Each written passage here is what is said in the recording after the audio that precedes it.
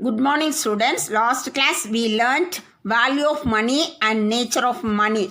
Now we are going to learn about savings in banks and investment. First one is, what is savings? Savings are defined as a part of consumers' disposal income which is not used for current consumption, rather kept aside for future use. There are several ways through the person can save money. The banking facilities saving money through various forms of accounts. First one is student saving account.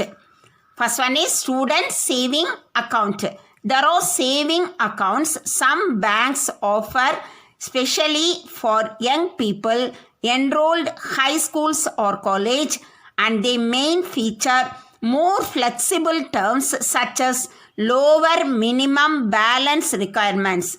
And second one is saving deposits. Saving deposits are opened by consumers to save the part of their current income. The customers can withdraw their money from their account when they require it. The bank also gives a small amount of interest to the money in saving deposits. Third one is current account deposits.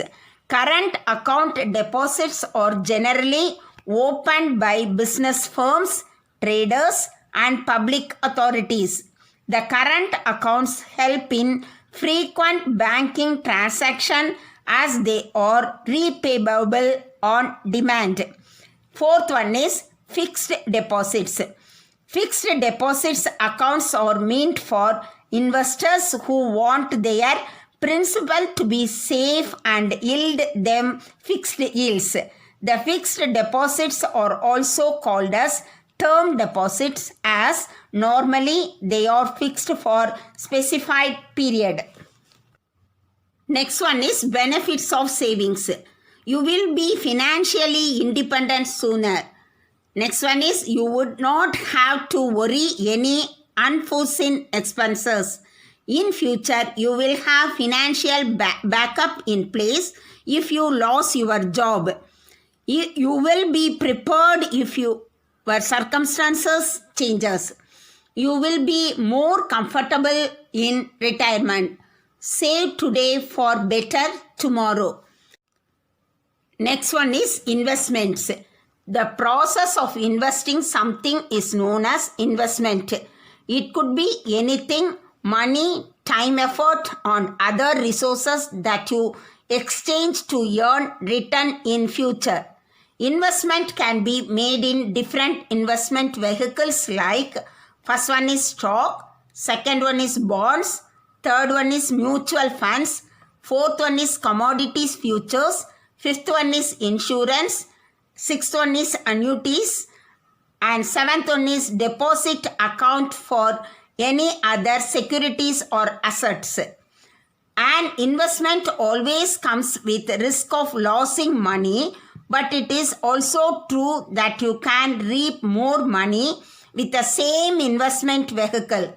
It is productive nature that helps to economic growth of the country. Next one is black money.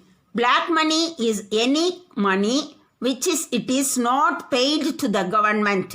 Black money is a money earned through any illegal activity controlled by country regulations. Black money proceeds are usually received in cash from underground economic activity and as such are not taxed. The black money is accumulated by the criminals, smugglers, hoarders, tax evaders, and other anti-social elements of the society. Next one is effects of black money on economy. First one is dual economy. Second one is tax evasion, thereby loss of revenue to the government. Third one is undermining equity. And fourth one is widening gap between the rich and poor. Fifth one is lavish consumption spending. Sixth one is distortion of production pattern. Next one is recent steps against black money. First one is under pressure from India and other countries, Switzerland has made key change in its local laws governing assist foreign allegedly stashed in Swiss bank. Second one is special investigation team appointed by the government on the direction of Supreme Court on black money. Third one is demonetization. Thank you, students.